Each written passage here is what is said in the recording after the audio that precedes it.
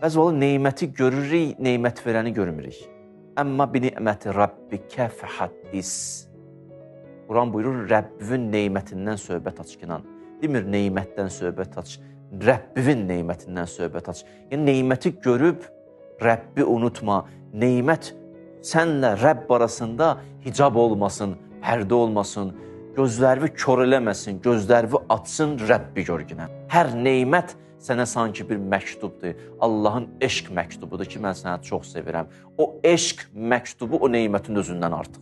Neməti baxmaq, neməti verəni görməmək sanki ruhsuz bədənlərə tamaşa eləməkdir.